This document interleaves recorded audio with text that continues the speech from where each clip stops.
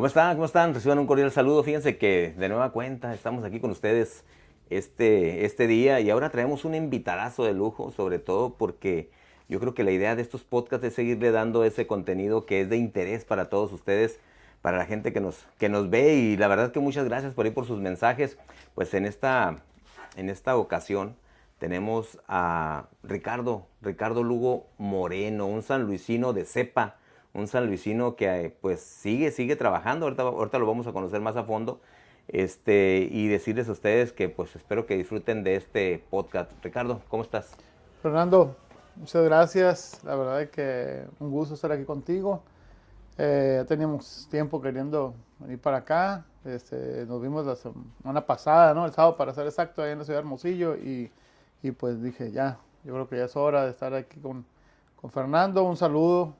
Primeramente un agradecimiento por esta invitación y un saludo para todo tu gran auditorio, todo tu equipo de trabajo. La verdad es que muy complacido estar aquí con el día de hoy. No, y muchas gracias por aceptar la invitación. Les platicaba yo aquí a mi equipo de trabajo que ya te tenía en la agenda, y les comenté, bueno, estaba buscando la ocasión, y yo creo que se da en un buen tiempo porque estoy viendo el gran trabajo que estás haciendo, que estás ahí desempeñando. Ahorita vamos a tocar ese tema, pero quisiera empezar con una primera pregunta. ¿Eres 100% sanluisino, Ricardo? 100% sanluisino, como dijiste ahorita, 100% de cepa. Sí, mis padres son sonorenses también, pero mi mamá de allá de la sierra, de Nacorichico, que ahora que anduvimos desde la campaña, ahora para la senaduría, me tocó regresar al pueblo de mi madre, que tenía muchos años que no iba, y mi papá de Cananea. Pero aquí se conocieron y aquí, pues, aquí nos hicieron, ¿no? Nos crearon y 100% de San Luis. Yo la verdad que soy, a donde voy, yo digo que soy orgullosamente sanluisino. Cuando estábamos en el Congreso como diputados, decía, eres de San Luis. San Luis lo ubican muchos sonorenses como Baja California. Y le decía, no, soy de San Luis, donde inicia Sonora, donde inicia la patria, y orgullosamente sanluisino. Aquí ya acabamos de cumplir 55 años, y vuelvo a repetirlo, nunca voy a dejar de decir que soy orgullosamente sanluisino. Excelente. Fíjate que aquí haces, no sé, kinder, primaria, secundaria, preparatoria, o dónde empieza tu nivel Todo. académico. En aquel entonces no había muchos kinder, ¿no? Y me tocó hacer nada más tercero de kinder. Primaria, soy egresado del Abelardo L. Rodríguez. El profesor Pompa era el director en su momento. Después fui a la secundaria técnica número 4. De ahí egresé. Después de ahí Cebatis 33. Después de ahí, a mis 17 años me fui a Hermosillo a estudiar eh, para piloto aviador privado. Oye, pero muy joven. ¿Desde cuándo empezaste a pensar en que podías desprenderte de San Luis Río Colorado para buscar ese sueño? 17 años. A los 17, recuerdo muy bien porque para poder entrar a esa carrera tienes que ser mayor de edad o llevar un permiso de tus padres, con el cual entras. Y yo a los 17 años ya estaba estudiando, salgo a los 18 de la carrera de piloto aviador y, y yo hoy en día digo allá en Hermosillo, si hubiera seguido mi carrera de funcionario, ya estuviera jubilado, porque a los 18 años era piloto aquí del Ayuntamiento de San Luis de Colorado. Pero ejerciste.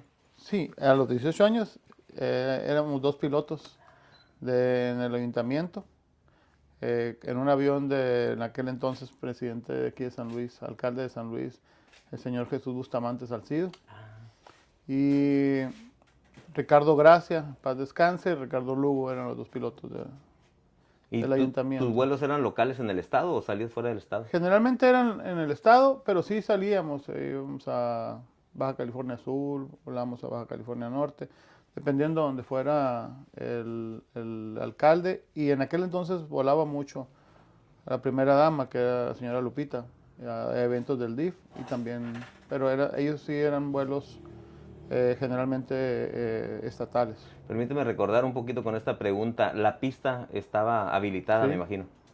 Sí, la pista era la misma que está ahí. Y generalmente algunas veces volábamos de noche en un avión que no traía instrumentos.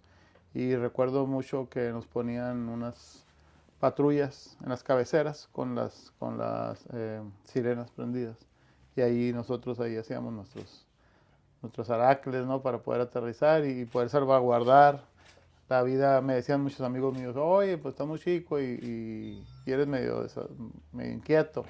Y les digo, para que vean, traigo la vida de nuestra primera autoridad en mis manos y pues ahí anda todavía el Oye, ingeniero. lo dices con mucho orgullo, o sea, para ti era una sensación fuera de serie, ¿no? Me imagino. Sabes que sí, yo recuerdo cuando estaba en la escuela estudiando aviación,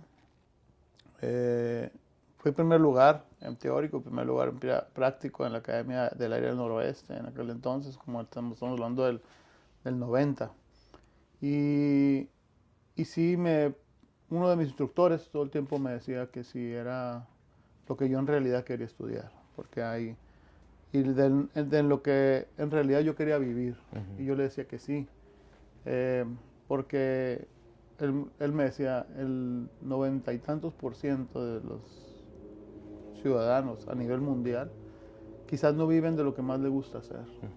Vivimos de lo que nos da para nuestra vida cotidiana, para sacar adelante a nuestras familias, pero no en realidad no de lo que nos nace, no de a lo que nosotros aspiramos a vivir. Estos son privilegiados. Qué bonito, ¿eh? Entonces tú no tienes esa inquietud cuando tomas un avión, entonces, ¿no? Para ti es algo cotidiano, No, ¿no? me fascina. Ahora hace poco volamos en un avión del gobierno del estado a la ciudad de Bavispe. Y iba de copiloto, ¿no? Y pues otra vez la adrenalina y todo muy a gusto. Y la verdad es que me fascina volar. Yo creo que era lo que más me hubiera gustado hacer. Pero no reniego de nada de lo que me ha pasado en mi vida. Yo todo el tiempo he dicho que soy un bendecido por Dios en mi vida personal y en mi vida política ahora, también lo repito. ¿Por qué? Porque platicando una vez con mi compadre es Norberto Corona, alias el Chovis, y me decía, compadre, me dijo, todo lo que te has propuesto lo has logrado. Estábamos hablando en aquel entonces de béisbol, pero él me decía, estudiaste tu carrera, lo terminaste, quisiste ser piloto, lo lograste. Toda tu vida te ha gustado el béisbol y llegaste a dirigir béisbol profesional sin haberlo jugado. Es algo que no a muchos les pasa, casi nadie. Entraste, ya fuiste diputado, ya eres senador, se te han dado muchas cosas Así.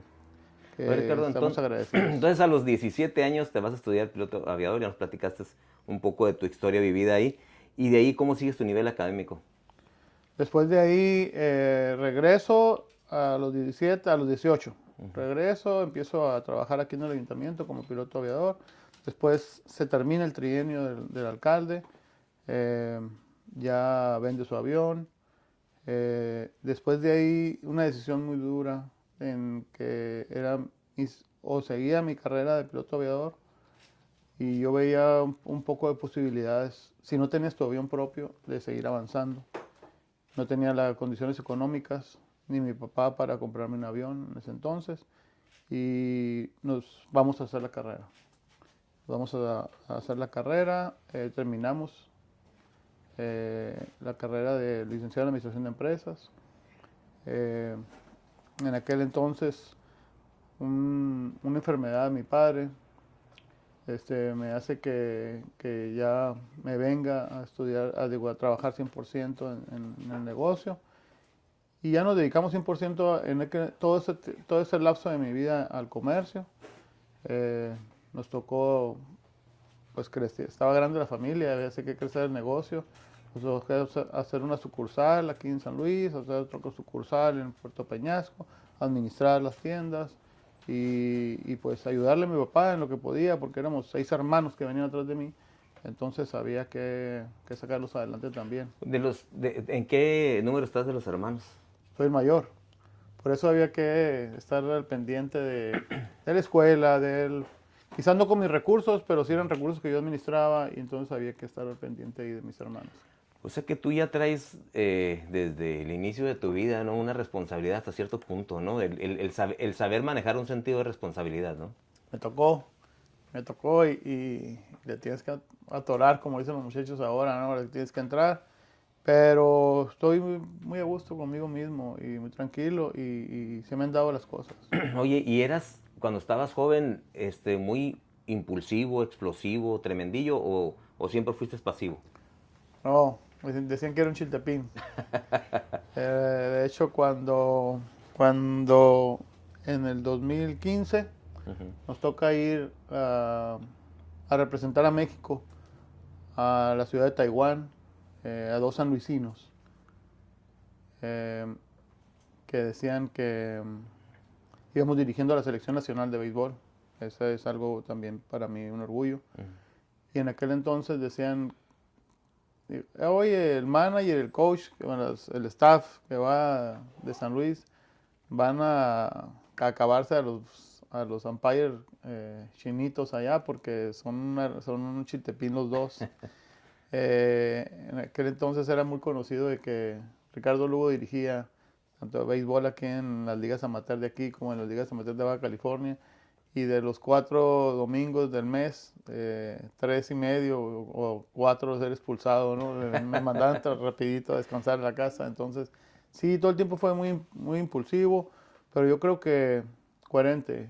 O sea, no alegaba o no discutía alguna cosa nada más por el solo hecho de hacerlo. Todo el tiempo trataba de que se hicieran respetar eh, mi posición o la posición de mi equipo, de que se respetara todo lo que había, lo que yo creía que estaba correcto. Interesante porque ese tema que comentas ahorita, tú inicias en el béisbol desde niño. Sí, mi papá me llevó desde chico. ¿Y cómo fue tu cosquillita por participar en el béisbol?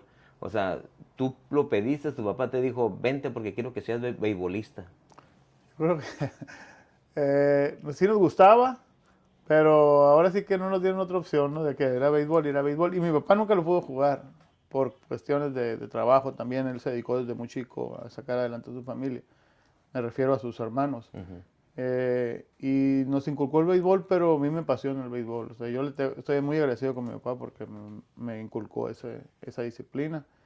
Y pues no se me dieron otros deportes. Así, de hecho, del béisbol a mí me dan carrilla mis amigos porque decían que no era muy bueno para jugar. Porque ellos sacan conclusión de que si hubiera sido bueno para jugar no hubiera empezado a dirigir a los 21 o 22 años. Entonces, pero yo difiero, dijera nuestro amigo Domingo Martínez, difiero, pero yo digo que sí, no era tan malo. Pero sí, empecé a dirigir muy a corta edad. O sea que tú empezaste a jugar, vaya, a los 10, 11, 12 años, No, a los 6. desde los 6 años Sí. hasta los veintitantos. Sí, y entonces seguía jugando, pero ya era dirigir y darle oportunidad a los más jóvenes que venían ahí. Interesante porque normalmente eso pasa, ¿no? Que cuando tienes, bueno, y lo que pasa es que tú, como te digo, y tú ya traías un sentido de responsabilidad por ser el mayor de la familia, entonces me imagino que también por eso tomaste la rienda de querer dirigir, inconscientemente, ¿no? Pero creo que por ahí iba, ¿no? Se dieron las cosas y me gustó y lo seguí haciendo. Eh, Algunos años aquí en San Luis de Colorado. Después emigramos a Baja California, tanto a la ciudad aquí al valle. Es muy curioso porque es muy diferente la afición del valle de este lado de la carretera. Por ejemplo, elegí Hermosillo para acá y también me tocó dirigir de este lado para acá en lo que es el 43, el Distrito Federal, todo esto. Y yo soy muy agradecido con las dos. Hice muchas amistades de ambos lados de la carretera, como le llamo yo, aquí en Baja California, aquí en San Luis. Después me fui a dirigir a Ensenada y también allá tengo muchas amistades. Y pues después dejamos de dirigir y nos dedicamos a la política. Sé que tu logro más fuerte pues, fue haber dirigido a la selección en ese entonces, pero alguna anécdota que te acuerdes significativo para ti en esa carrera del béisbol. Lo que yo todo el tiempo digo, Fernando, no me tocó jugar béisbol profesional. que me hubiera gustado. Pero curiosamente, yo creo que en México somos no más de 5 en México que no han dirigido, no han jugado béisbol profesional y sí les ha tocado dirigir béisbol profesional. Yo dirigí Algodoneros de San Luis y me tocó sí ser muy orgulloso por haber agarrado un equipo, yo lo agarré como a media temporada en el último lugar y haberlo llevado al primer lugar para que haber pasado playoff y todo. Entonces, ese es uno de los logros que yo puedo decir, no presumir, pero sí puedo exponer que no a todo el mundo nos pasa eso, de que te den la oportunidad de dirigir béisbol profesional. Es una responsabilidad muy grande, es una inversión el que hay en el equipo y todo está en tus manos. Jugadores que te toca dirigir, que vienen de grandes ligas, jugadores extranjeros, jugadores. Entonces, sí es una responsabilidad muy grande traer coach en tu equipo que ellos sí jugaron Liga Mexicana con mucha experiencia. Y pues creo que hicimos buen papel también y salimos satisfechos de eso. Una de las últimas preguntas relacionadas al béisbol. ¿Qué piensas del regreso de los algodoneros a San Luis Río Colorado? Excelente, excelente. Yo pienso que es algo que le hace falta aquí a San Luis Río Colorado. Es una distracción familiar. Es algo que le apuesta a sumar, a tener una distracción y lo cual también le apuesta mucho al apoyo de los jóvenes, que los niños y jóvenes vayan y vean algo donde ellos pueden llegar a jugar. Y la verdad es que es algo, todo el tiempo tenemos que apostar al apoyo al deporte, cualquiera que sea de los deportes, para combatir la descomposición social que tenemos, no nomás aquí en San Luis, a nivel nacional, a nivel mundial. Entonces yo pienso que una distracción como el béisbol, como lo es el box, como es cualquier tipo de deportes, el básquetbol cuando vienen colorados, el ir a pasar un rato a gusto en familia. Estuvimos en un evento el sábado, lo cual la verdad que dije yo, esto es un ambiente familiar. En un estadio, en un gimnasio lleno, ver a niños que andan ahí, a niñas, ver a una chamaquita de 18 años, el cual ya es ejemplo para todos esos niños que estaban ahí. Camila Zamorano, ¿no? Sí, entonces dices tú, necesitamos mucho más de esto y ocupamos mucho Algodoneros de San Luis. Muy bien, fíjate, te comentaba esto porque pues desafortunadamente hubo un letargo beisbolero a ese nivel, ¿no? Y es que bienvenido este gran equipo que nos representa. Ahora surge el producto de dátil, pero los algodoneros, pues acuérdense que ahí ha estado siempre. ¿Dónde veo yo que ustedes tienen la empresa de las vidrieras? ¿Dónde empiezas o dónde empieza tu familia a ejercer ese oficio? Mi papá, hoy estaba platicando mi papá con las secretarias, porque tenemos secretarias nuevas, y este año cumple 50 años su negocio. Te digo que es un negocio porque Pues es felicidades, 50 años es medio siglo, Sí. algo difícil, en realidad. Muy difícil y la verdad es que muy orgulloso de mi papá yo, por lo que ha logrado.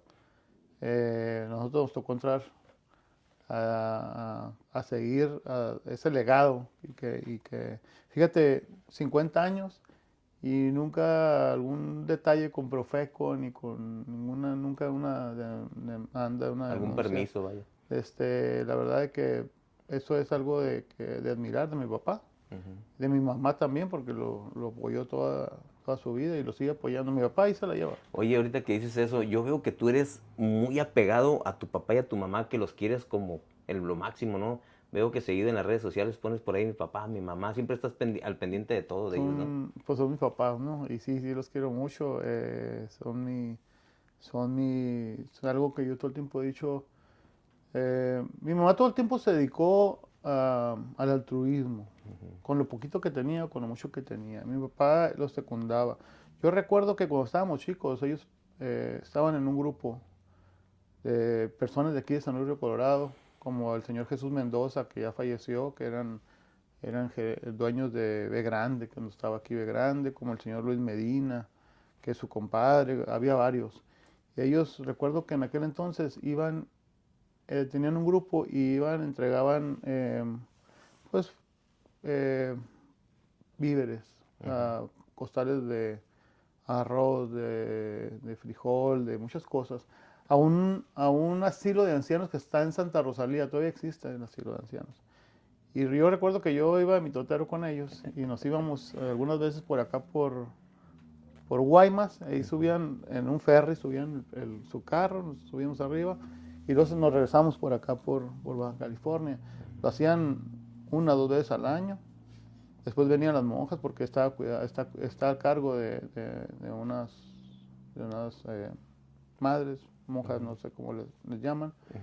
Y ellas venían cada fin de año a también hacer una recolección de apoyos y con recibos deducibles. Te dejaban el recibo y luego volvían por lo que tú les podías aportar. Okay. Y me acuerdo que traían unos buñuelos. Ahí es donde empecé yo a agarrar power porque me los echaba todos yo. Y mi mamá todo el tiempo se dedicó, mi mamá fue fundadora del Club Cáritas, de la Casa del Migrante, de algunas casas de apoyo. Y pues yo creo que por ahí se nos coló, ¿no? Algo. Qué bonito que tengas ¿cómo te puedo decir? Ese ejemplo, ¿no? Muy claro desde la familia, porque muchas de las veces, pues no todas las familias tienen esa facilidad, ¿no? O ese camino de ser altruistas. Y más aparte que no es fácil, ¿eh? A mí me ha tocado ser altruista y no es fácil en realidad. No, ahora que nos ha tocado andar pero ya como un político, y algunas veces tú no lo haces con el fin de ir a apoyar o a ir a buscar un voto, lo haces porque te nace ir a apoyar algo. Pero mi mamá, por ejemplo, sus amigas y mi mamá todo el tiempo eran de que no me tomes fotos y no me van a tomar fotos y no queremos fotos y no queremos, lo hacen de corazón. Desgraciadamente para nosotros que estamos en el ambiente político es nuestra manera de trabajar, tenemos que darle a conocer, informar a la gente lo que estamos haciendo. Entonces es diferente a como lo hacían ellos a como lo tenemos que hacer nosotros. Y no lo hacemos con en el afán de que nos agradezcan, ni mucho menos, no. Lo hacemos también de corazón, pero tenemos que mostrarle a la gente que estamos trabajando en ello. Oye, Ricardo, entonces quedas ahí con la vidriera. ¿Dónde o cómo es que llegas a la política? Porque aparte de tu llegada, tu trabajo ha sido meteórico en realidad comparado con otros políticos. ¿Cómo llegas a la política? Sí, fíjate que en el 2018 era una invitación constante del que iba a ser candidato del movimiento de nosotros. Y llegaba todo el tiempo ahí a mi changarro y me decía, vamos a la casa de campaña. Recuerdo que estaban enfrente de la Cruz Roja. Ah, okay. No estaba la tienda del seguro antes, ahí estaba. Y yo no era por sangrón ni por nada y le decía, ahorita voy, y nunca iba. Y ahorita voy, y nunca iba porque no era mi intención. ¿O era inseguridad tuya? No. Yo todavía hace 7 años me hablaban de política y lo primero que se me viene a la mente todo el tiempo era lo mismo que lo digo yo al 99% en aquel entonces de los mexicanos, que era corrupción, esto y esto y esto. Y entonces no quería yo incursionar en política. Y un sábado, nunca se me va a olvidar, un sábado llega esta persona, el exalcalde de aquí de San Luis, y Santos González llega, llegó solo en un pickup blanco, recuerdo, y se baja ahí y me dice, vamos, para que platiques. En aquel entonces era el señor Galarza, su coordinador de campaña. Víctor Galarza, y el cual le mando un saludo. Y me dice, vamos para que platiques con Galarza. Y yo inconscientemente le decía, ahorita voy. Me decía, no, es que no vas a ir, ahorita voy. Sí. Y esa vez, en mis 5 minutos, sí fui. Sí fui y me proponían en aquel entonces, tanto el candidato, que era Santos, como Víctor Galarza, que los apoyara con la dirección del deporte. Entonces yo en aquel entonces les decía, sí vengo, pero pensando en que iba a perder, porque ya llevaba 3 campañas perdidas ese señor. No medíamos la ola de AMLO. Entonces, ok, sí vengo, pero si vengo, y si tú eres, yo no voy a venir, necesito recursos porque no voy a venir nada más a perder mi tiempo. Y recuerdo que en aquel entonces me dijo, no, te vamos a dar tanto para tu dependencia y para la cultura. En aquel entonces ellos me decían tantos millones de pesos para cultura y deporte. Bueno, pues entramos. Yo recuerdo que en ese entonces estaba la temporada de algodoneros y estábamos jugando un sábado y no jugamos el domingo. Y Paco Ochoa, el dueño de algodoneros, me apostaba en aquel entonces, pero no me apostaba. La apuesta de ellos eran del PAN contra el PRI, no tomaban en cuenta. Y le decía, ¿cómo yo no voy a apostar si yo voy en la planilla por este lado? No, me dijo, no cuenta. Ni te molestes tú. Ajá, entonces pasa el domingo la elección y el martes me estaba quemando por llegar al estadio porque ya había ganado. Y, me dice, ¿qué pasó, mi director del deporte? Y la verdad es que sí tengo que reconocer que el año y 2 meses que estuve en el deporte me dejaron trabajar. Me dejaron trabajar y se lograron muchas cosas, muchísimas cosas. Claro, no soy solo y era con mi equipo de trabajo, pero en ese entonces, si has de recordar, me había comprometido a dejar un parque vehicular para la seguridad, para que viajaran los deportistas y la cultura seguros. Acaba de pasar un trágico accidente, si has de recordar, de boxeadores, precisamente, con la de gente Peñasco. de Puerto Peñasco, ¿sí? cuando murió Ocho, Sí. 6 chamaquitos y 2 Y entrenadores, los algo así. entrenadores, 8. Y yo decía, ¿cómo puede ser posible? Voy a hacer un paréntesis para la gente. De hecho, le mando un saludo a la gente de Puerto Peñasco que me tienen un gran afecto, ¿no? en esta responsabilidad. Ahí lo que pasó, Ricardo, fue que se precipitaron a venirse y estaba lloviendo. Y el camión creo que no tenía el mantenimiento necesario para poder circular. Por eso ese punto que precisas ahorita, de que comentas que tú te comprometiste y lo cumpliste con dejar vehículos, pues la verdad de muy buenas características y no se diga mecánicas. De hecho, ahí andan todavía, ¿no? Ya no como tú los dejaste, pero ahí andan todavía. Adelante, Ricardo. Sí, en aquel entonces pasó ese desafortunado accidente. Yo ya había hecho el compromiso. Y dice, ¿cómo es posible? Sí, se apresuraron a venirse, pero porque no tenían recursos. Sí. Es algo que a mí me desespera mucho, que no debe de pasar. Yo veo a los niños en el puente, en los cruceros, pidiendo apoyo para viajar a un estatal, un nacional, poniéndolos en riesgo, tanto a ellos como a los padres de familia. O sea, debe haber un apoyo. Fíjate lo que está haciendo ahorita la presidenta de la República, apostándole al deporte. ¿Qué acaba de hacer con los boxeadores? Los están dando una mensualidad de 9,500 pesos con el solo compromiso de que entrenen niños, que entrenen jóvenes. ¿Cuándo se había visto esto? Nunca. Yo decía cuando estaba como director del deporte, aquí hablaba mucho con los papás. Aquí decía, aquí necesitamos manejarnos en 3 ejes. Manejarnos en 3 ejes para formar niños de bien, formar juventud de bien. ¿Cuáles eran los 3 ejes? Principios y valores que tenemos que dar en nuestras casas a nuestros hijos. Inculcarles los principios y valores, tercos con ellos ahí.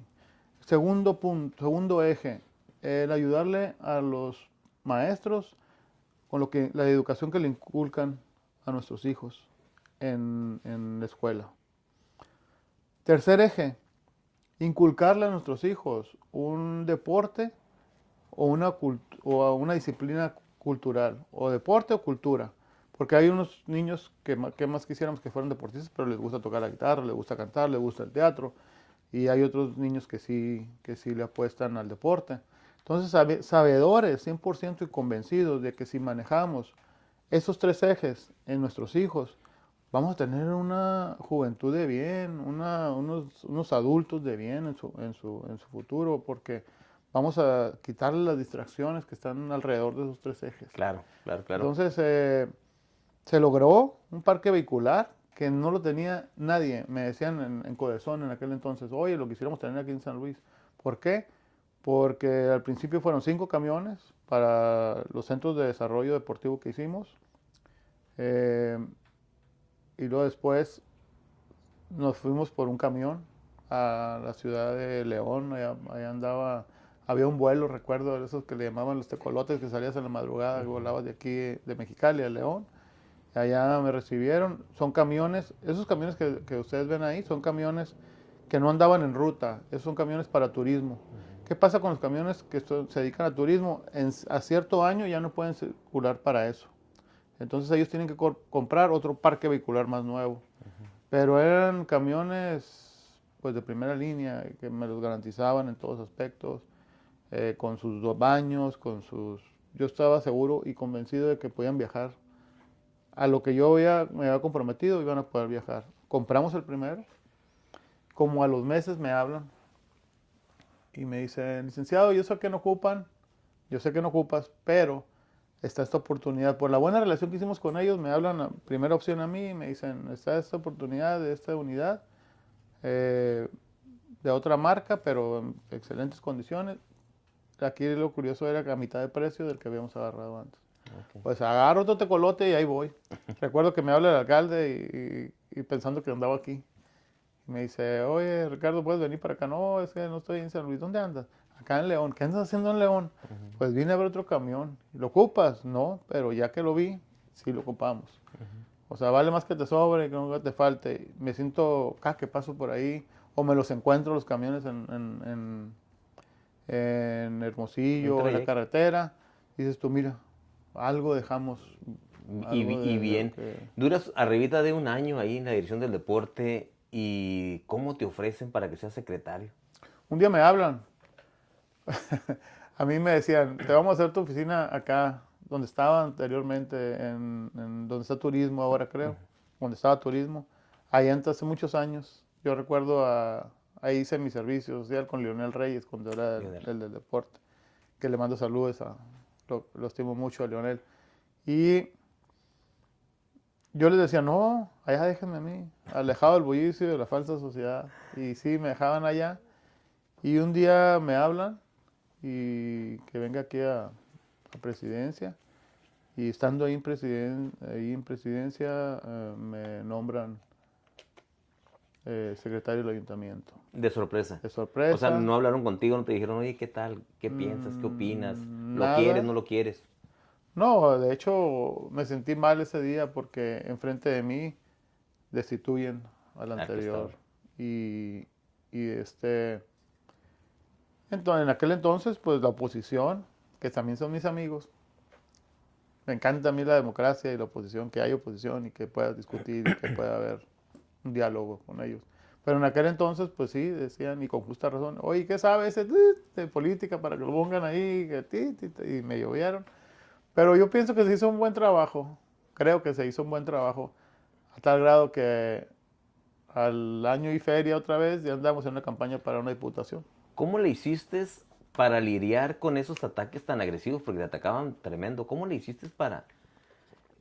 Pues en realidad yo sé que eres humano, pues te duele, te molesta, lo que tú quieras, pero ¿cómo le hiciste para realmente tener ese nivel y cuánto duraste de secretario? Pues hasta el 21, que nos fuimos a campaña, 2 años pasados. Y ahí realmente cómo fue que ¿Cómo le manejaste? hice? Está bien sencillo, aquí dentro de la política también. Eh, trabajo mata grilla. Trabajo mata grilla. No te puedes... mm, no te puedes poner a discutir cosas que quizás de ellos es lo que hacían, que tú te enganches y que te metas. Me tocó un cabildo muy difícil. Le digo que ahora, tanto cuando yo salgo, a los otros secretarios les tocó cabildos no tan agresivos como los que me tocado, como el que me tocó a mí. Salimos bien librados con nuestros regidores. Les mando saludos a todos. En aquel entonces sí había oposición, Opones. porque cuando yo entro, también del mismo movimiento se le habían volteado a tu alcalde. Entonces, y eran los más agresivos. Y pues salimos bien, pienso que se hizo un buen trabajo. Y sí, a los 3 años ya estábamos en ¿Cuál, Congreso. cuál de los ramos en tu responsabilidad como secretario fue más complicadón? lo deportivo, lo social, empresario, algún tema que tú dijeras, sabes que no lo conozco muy bien y me tuve que preparar para poder apoyar. Eh, Fíjate que a donde hemos llegado no nos han dado oportunidad de la curvita de aprendizaje. Entonces tienes que atorarle a todos. O sea, si es deportivo, si es social, si es... A mí me tocó ser secretario en plena pandemia, en un proceso de pandemia muy Muy fuerte. fuerte. Y luego que San Luis todo el tiempo estaba en el primer lugar del estado. Eh, Allí no había tiempo para pensar de que si se te venía... El secretario es ahora sí que es el protector principal del alcalde. Y ahí te llega todo. Ahí te llegan los problemas tanto de cabildo, los problemas sociales, los problemas culturales, los problemas que tienes que resolver. Hubo un momento donde pensaste, ahorita comenta lo de la pandemia, es verdad, mira, hubo un momento donde pensaste tú como secretario, esto quiero que ya pare, en cuestión de la pandemia, o dijiste, de todos modos esto va a pasar. En cuestión de la Sí. pandemia, híjole, fue bien difícil. Fue bien difícil porque tú veías amigos tuyos, parientes tuyos, que estaban sufriendo mucho en sus familias por lo que pasaba.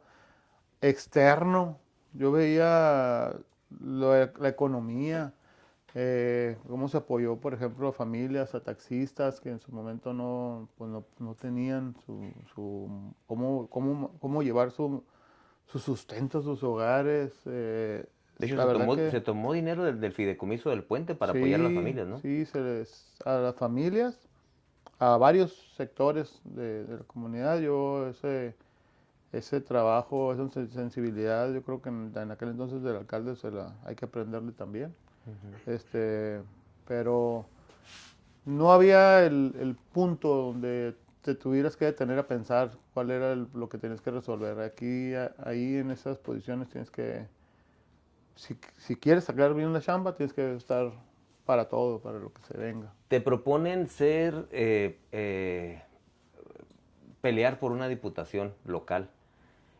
Es lo que dices, pues, o sea, no estabas preparado, pero no entiendo dónde esa parte que tú piensas, porque yo cuando me dieron la oportunidad de ser delegado, yo sí pensé, o sea, sí pensé en muchas cosas. Te detuviste un poquito a pensar, el ser diputado local es una responsabilidad muchísimo más grande que la que tengo aquí, ¿o no? Fíjate que no me detuve a pensar, me negué a irme a la Ah, ok. diputación. Fueron muchas veces que yo dije que no quería ser diputado. Yo decía, alcalde, si te vas a reelegir y si te sirvo, aquí me quedo yo de secretario. Y si no, yo ya cumplí con mi compromiso, porque con mi compromiso nada más eran los 3 años. Porque yo recuerdo que una vez que te pregunté, tú eso, querías los 3 años y descansar un rato, ¿no? No, y a irme a mi changarro. Ya era mis 3 años de compromiso y ya regresar a lo mío. ¿Cómo inicias con esa campaña para diputado local?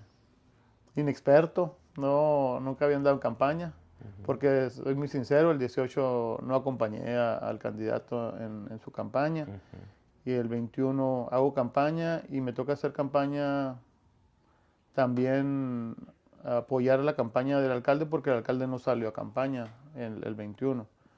Y aprendí mucho, eh, nada que ver con la campaña que hicimos el año pasado, pero sí aprendí mucho. La verdad que entiendes a la gente y fue formándose mi carácter en cuestión de que tienes que ser político, o sea, tienes que ser político propositivo, político bueno. Y me empezó a encantar lo que yo le llamo democracia, que es el poder escuchar y también escuchar. Que me escuchen, pero yo también tengo que estar receptivo para lo que me van a decir y tratar de llegar a un buen acuerdo o que se lleven algo de lo que yo trato de exponer y yo llevarme algo de lo que me están exponiendo. Quizás no vamos a llegar a un total acuerdo, pero sí vamos a llevarnos algo que la misma democracia nos está dando. Algunas propuestas que presentaste cuando fuiste diputado local, creo que una de ellas fue el reconocer a los cronistas deportivos. Sí, estuve con ellos el sábado también, el, el- el que se instituyera el Día del Cronista Deportivo en Sonora, que es el 22 de febrero. Lo logramos por unanimidad, pero ellos ya habían batallado muchas legislaturas y no se lo reconocían. Eh, Hoy estaba viendo la mañanera y estoy muy contento por la reforma que viene, porque yo en su momento, ahí está todavía en comisiones una iniciativa que yo hice derivada de la experiencia que tuve aquí como secretario del ayuntamiento. ¿Cuál era? Que fue muy criticado aquí en San Luis por los grupos políticos, pero yo sabía que era algo bueno. No era reducir el número de regidurías, era profesionalizar los cabildos. Y, y sí se hace una regla para, para tener un cabildo en cantidad de regidoras y regidores, pero por medio de la densidad poblacional. ¿Qué pasa? Aquí en San Luis, por ejemplo, no sé, 250,000 habitantes y tenemos 20 regidores y el étnico. En Hermosillo, 1,200,000 habitantes con 21 regidores también. En Guaymas, menos habitantes que San Luis, 150,000 habitantes con 21 regidores también. Y así te vas. Y hay ciudades, hay una discrepancia muy grande. Hay ciudades como Guatabampo. Magdalena. Magdalena tiene 33,000 habitantes o 30,000 habitantes con 5 regidores. Y Oquitoa, que tiene 365 habitantes, tiene los mismos números de regidores. Entonces, en unas ciudades bajaba el número de regidores y en otras subía. Yo les daba el ejemplo, tenemos el ejemplo de Mexicali, la capital de Baja California, 1,100,000 habitantes con 10 regidores y el étnico, y trabaja perfectamente el cabildo. Entonces yo decía aquí, hay regidores buenos, hay no tan buenos y menos buenos, porque luego era muy sentido si decía que Sí, éramos claro, claro. malos.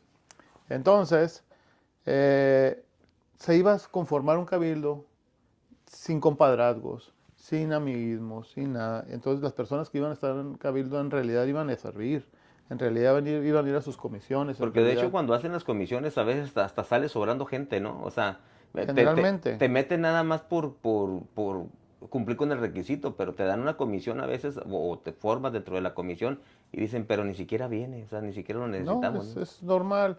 Entonces, y en aquel entonces me decían, ¿y qué van a hacer con el dinero que se va a quitar de eso? Porque aquí a San Luis le correspondían 11 regidores si se hacía si, hacía- si se si le daban para enfrentar la iniciativa. Que me tocó socializarla en todo el estado, hasta ahí, y ahí está todavía. Yo creo que con lo que pasó ahora con la reforma, sí se va a ir otra vez, porque ahora a nivel nacional ya no puede haber más de 15 regidores en cualquier cabildo. Entonces, yo pienso que va a ser, ahora que lo que estaba escuchando dije, mira, no estaba tan errado. Y sí, poca experiencia política, pero bien enfocada. A eso voy. Lo que pasa es que, y algo que te caracteriza mucho a ti es que eres discreto, pues, o sea, no traes esa algarabía, ese folclore, tú buscas la manera, le das sentido a tus propuestas. Estás como diputado local, ¿qué otra propuesta subiste cuando estuviste en ese entonces? Pues fueron varias iniciativas, unas se pasaron, otras están ahí en comisiones, fueron exhortos. La verdad es que me salí del Congreso del Estado satisfecho con mi trabajo. Eh, Te voy a mandar el listado de todas las... me daba mucho gusto a mí cuando hacían Perfecto. las reuniones antes de empezar cada periodo y ver que todo el tiempo estábamos situados dentro de la coalición, no nomás de mi partido que es Morena, sino dentro de la coalición con el diputado o en primero o en segundo lugar en más propuestas, en más iniciativas o en más exhortos hacia juntos. ¿Hubo un momento en el que te sentiste solo por parte del partido en el Congreso? No, no, porque todo el tiempo fue muy arropado. De hecho, yo cuando llego ahí al Congreso, me arropan personas que ya estaban reelegidas, que eran 3 de Morena.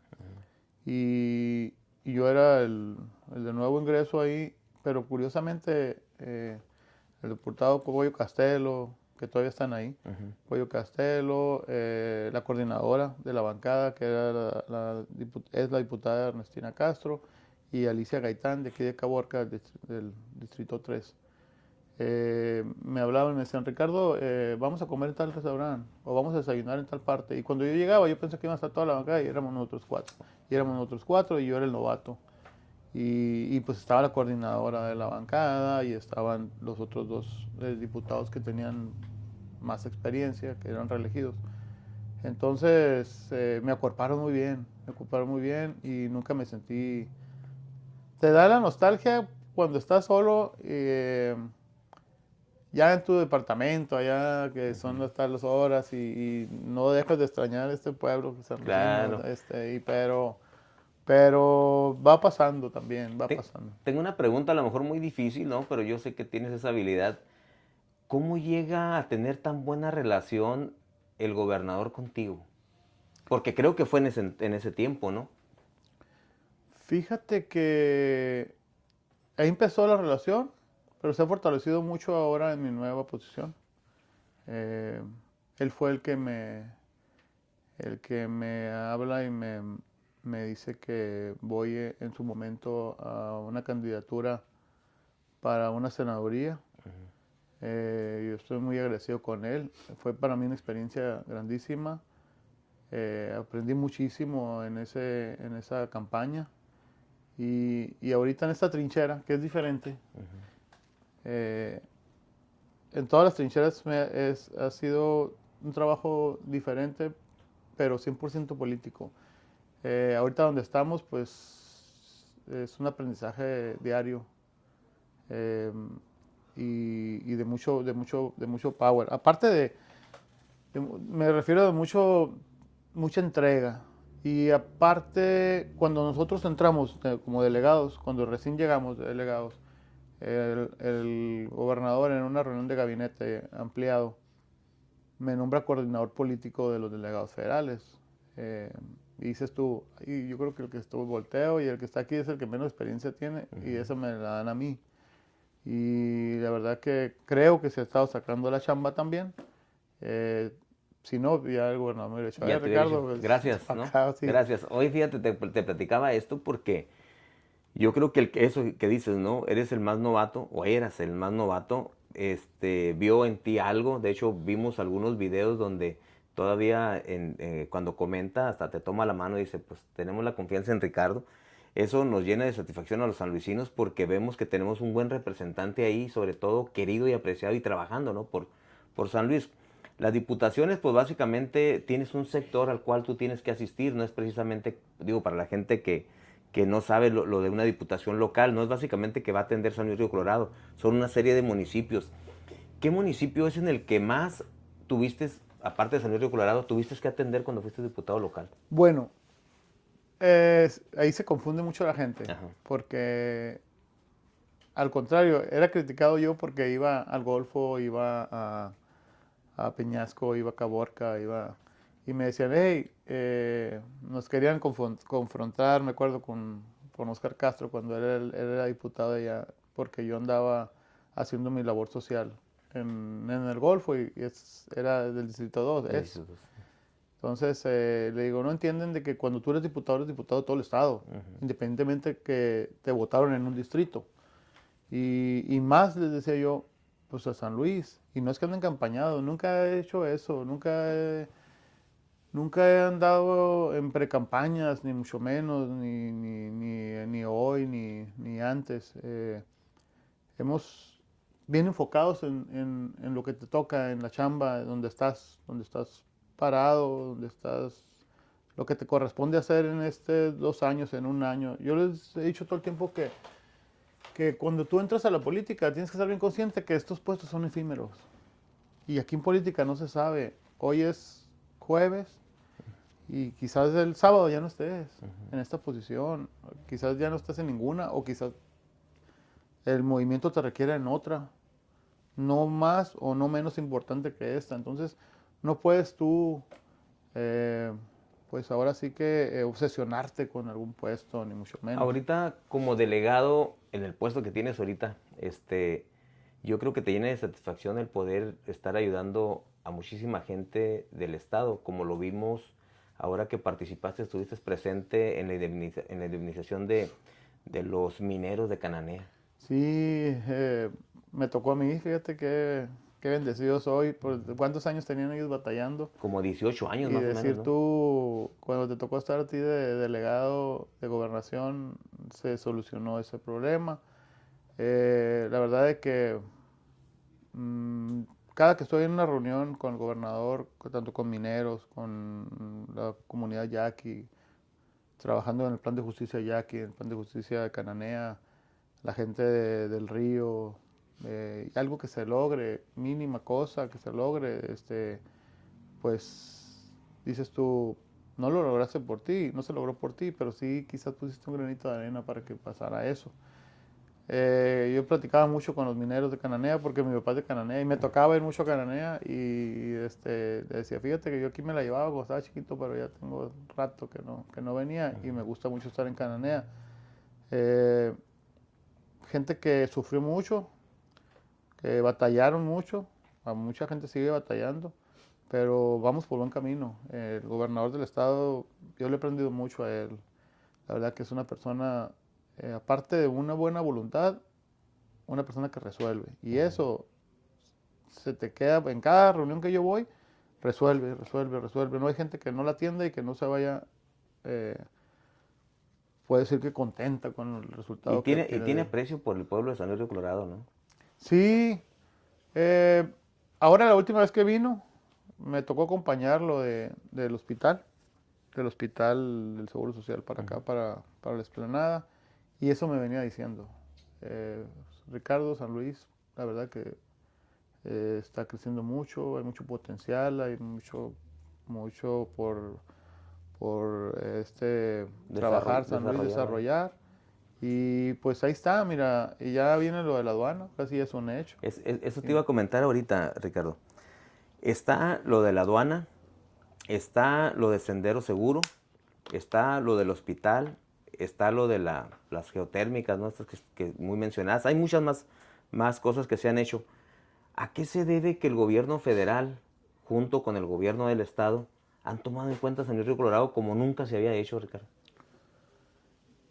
Tuvimos la suerte de que las gestiones del gobernador, por el gran trabajo, por el gran acercamiento, perdón, que tiene con la presidenta de la República, se hagan realidad. El gobernador todo el tiempo está, a lo que me ha tocado a mí, enfocado, preocupado. Eh, lo vas a ver. eh, yo no sé cuántos años tenga él, pero anda desde las 4 de la mañana y te lo encuentras en Palacio a las 8 de la mañana. Nos ha tocado estar con él en casa de gobierno a las 8 de la noche y al otro día lo ves que anda subiendo su video a las 4 de la mañana otra vez que anda caminando y dices tú, las pilas, ¿de dónde las agarro, no? Pero sí estoy consciente de que cada pues modernidad que viene de todo lo que está llegando aquí a San Luis es por la buena gestión que ha hecho el gobernador del Excelente. estado. ¿Cómo se ve Ricardo Lugo para el 2027? Para el 2027, pues me veo muy bien. Vamos a estar Políticamente hablando. políticamente. Sí, fíjate que cuando a mí me entregan mi nombramiento de delegado de gobernación en la Ciudad de México, me lo entrega el subsecretario de Gobernación, el señor César Yáñez. Y si me hace la pregunta inmediatamente, me dice, ¿y qué experiencia tienes para, para la posición donde vas? Porque es una posición, ahora sí que, él me dice qué experiencia política. Entonces, le digo, le voy a ser muy sincero. Y ahí fue cuando yo mencioné eso. Le dije, aquí no se menciona mucho a Dios, pero yo voy a decir que soy un bendecido por Dios en mi vida personal y en mi vida política. ¿Por qué? Le digo, yo hace 6 años mencionaban la palabra política y luego lo empataba con corrupción, con todo lo malo. Pero le dije, pero creo que no estaba tan errado, porque en aquel entonces compaginaba con el 90 y tantos por ciento de los mexicanos. Pero yo entro como secretario de un ayuntamiento, bueno, le dije como director del deporte, luego secretario de un ayuntamiento, a los 3 años estoy sentado en un curul del Estado como diputado, a los 6 años soy senador, suplente, pero senador, con posibilidad de llegar al Senado, ahorita que me preguntas.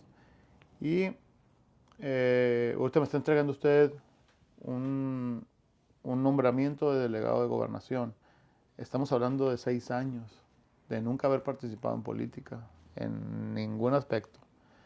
Si volteas tú, Fernando, a cualquier parte, con cualquier amigo, con cualquier persona o amigos de nosotros que tienen años y años y años en política, y los que no tienen también, es muy raro que encuentres a una persona que en 6 años hayas tenido esas responsabilidades políticas.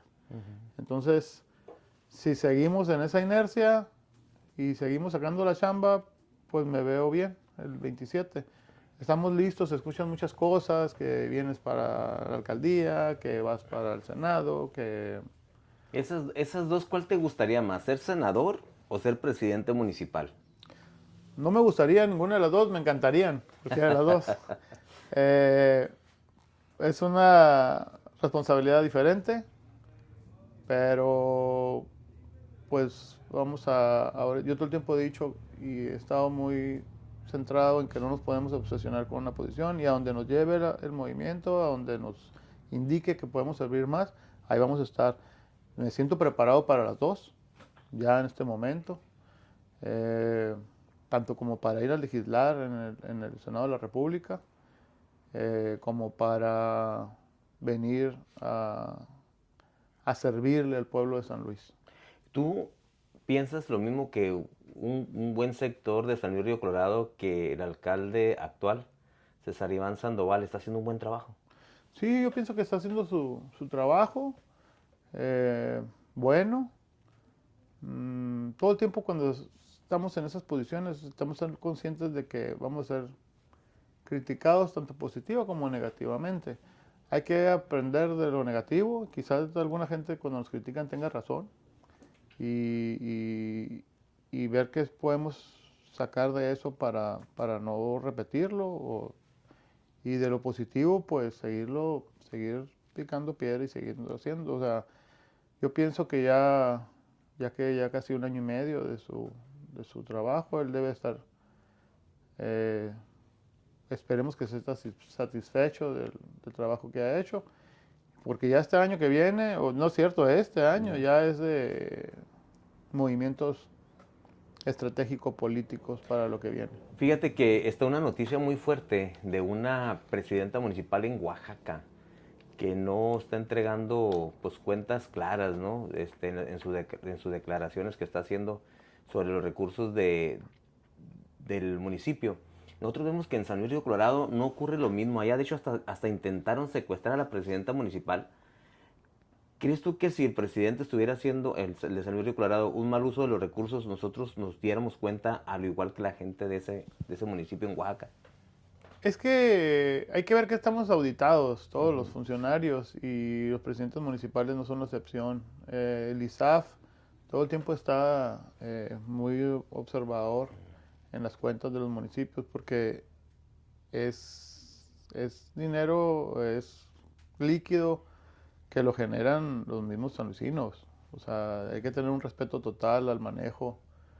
Y yo pienso que cualquier presidente municipal tiene que estar muy consciente de que esos recursos son del municipio, son de las personas que te pusieron ahí a administrar. Yo todo el tiempo he dicho que el presidente municipal en cualquier parte es un administrador. Tienes 3 años para hacer buen uso de esos recursos y para irte tú como servidor público contento de lo que hiciste. Que yo cada que puedo lo repito. Para mí es una satisfacción, Fernando, llegar a San Luis y poder entrar. Cuando a mí me dan mi nombramiento de delegado de gobernación, te dicen, aquí, allá tú, olvídate que si eres del color negro, azul, o allá tú vas a ir a hacer política con todos. azules, amarillos, naranjas, blancos. Y es algo que se me ha facilitado a mí porque igual convivo con el PAN, convivo con el MC, convivo con... No hay alguien que me diga, aquí no puedes entrar porque aquí en su momento hiciste mal. Y algo muy importante, cuando tú puedes llegar a cualquier parte con la frente en alto, porque búsquenme, como digo, o sea, no traemos ahorita, en términos de vidriero, no traemos cinta métrica, no traemos un 16 de cola que nos pisen. Y Claro. eso para mí es muy importante, porque yo también no puedo quedarle mal, vuelvo a repetir, ni a mi familia, ni a mi equipo de trabajo, ni a mis amigos. Yo va a llegar el momento que ya no voy a estar en política y voy a seguir viviendo en San Luis Río Colorado y no quiero que por ningún momento me tachen de ninguna cosa negativa. Una de las últimas preguntas que te voy a hacer para este podcast es el puente de la Caseta del Río Colorado, que por allá la maestra Petra Santos en los años 94, por ahí 90, pues busca la lucha, ¿no? Y pelea porque se le dé la facilidad a la gente del valle. Se habla de contratos, ¿no? Esa caseta y ese puente pertenece al gobierno federal, el cual se lo pasa a que lo administre el gobierno del estado y que esos recursos vayan a San Luis Río Colorado, a Puerto Peñasco y a Sonoita. Bien que mal, pues es un dinero que se debe de aplicar a la infraestructura, ¿no? Al desarrollo de nuestros municipios. ¿Qué opinas referente a eso? Fíjate que es un fideicomiso que sí aporta mucho a estos tres municipios. Eh, yo tengo entendido que tanto los residentes del Valle como los residentes de San Luis de Colorado tenemos el beneficio de mostrar que somos residentes y que se nos otorgue esa calcamonía para el libre cruce. Eh, la maestra está peleando que se quiten las plumas. Las plumas se pusieron, creo que por tener un mayor control de los recursos de la caseta. Entonces yo estoy seguro y que en un buen diálogo tanto la maestra va a salir satisfecha como también las personas que están administrando el puente, que en sí pues es la misma hacienda estatal el que maneja los recursos, pero quisiéramos que esos recursos se siguieran dispersando tanto en San Luis de Colorado, Puerto Peñasco y en Sonoita. Así es, pues algo que quieras comentar para la gente, para tu audiencia, Ricardo. No, nada más saludarlo, volver a agradecer esta, esta invitación. La verdad que viene una plática muy a gusto y podemos informar. Nuestro deber es informar, como cualquier funcionario público, es informar a la gente qué es lo que estamos haciendo, qué es lo que hay. Yo creo que ahorita no sé ya cuánto tiempo pasó, pero nos quedamos cortos con información que tenemos que es de lo que se está invirtiendo aquí en Sonora, de lo que le toca a San Luis Río Colorado ahora en infraestructura carretera. Viene el llamado Bachetón 2026, en el cual ya les digo yo se les va a hacer justicia a las carreteras del valle aquí de San Luis Río Colorado. Y vienen muchas cosas buenas para San Luis. Hay que apostarle que tenemos una ciudad en crecimiento total. Yo estoy seguro de que este movimiento del partido al que yo pertenezco va a continuar y se van a seguir haciendo bien cosas buenas. Fíjense que ahorita les comento yo a ustedes, claro, con el permiso de Ricardo, vamos a tener un segundo podcast donde vamos a tocar el tema sobre estos programas, estos proyectos que vienen para nuestro San Luis Río Colorado y para el estado, si nos lo permite. Claro. Yo creo que vamos por ahí a darle un poquito más de tiempo para tocar esos temas. Ahorita lo que quería yo era que conocieran a ese Ricardo, al ser humano, a la persona, a esa persona que ha llegado hasta tener esta responsabilidad muy importante, el ser delegado federal en el estado de Sonora, y quedarnos un poquito por aquí con las ganas, ¿no? De la segunda parte que la vamos a realizar con todos ustedes. Y para mí es un placer, la verdad, tenerlo conmigo, el que haya aceptado esta invitación. Sé que anda muy ocupado y sobre todo porque cuando llega a San Luis, y lo veo aquí, lo veo acá, lo veo allá, y es bien difícil Por eso el que haya tomado la iniciativa de estar con nosotros en esta ocasión, en este podcast, pues yo se lo agradezco. Si ustedes tienen algún comentario, igual déjenlo ahí abajo, ya ven que yo siempre les respondo. Más la gente que está afuera, que está en Estados Unidos y que me dice, oye, Fernando, quiero saber con esto. Bueno, ahorita de entrada ya vieron aquí lo que nos trae Ricardo Lugo. Para la siguiente vamos a platicar un poquito más de lo que nos interesa, que es nuestro municipio de San Luis Río Colorado. Así es que, pues yo agradeciéndoles a ustedes, agradeciéndote a ti, Ricardo, por estar aquí con nosotros. Y pues les mando un abrazo y hasta la próxima. Gracias, nos vemos.